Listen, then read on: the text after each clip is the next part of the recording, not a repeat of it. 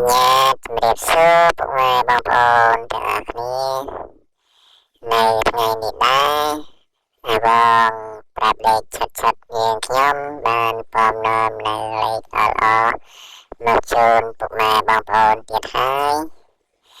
តែមិនឈានដល់វីដេអូសូមពឹងបងប្អូនម្នាក់មួយជួយចុច Subscribe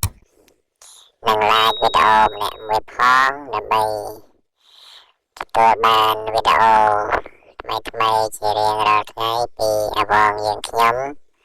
កុំភ្លេចណាបងប្អូនជួយចុចម្នាក់មួយផងដើម្បីឲ្យបានលេខល្អៗឆាត់ចាក់ចំហើយទាំងអស់គ្នាបងប្អូន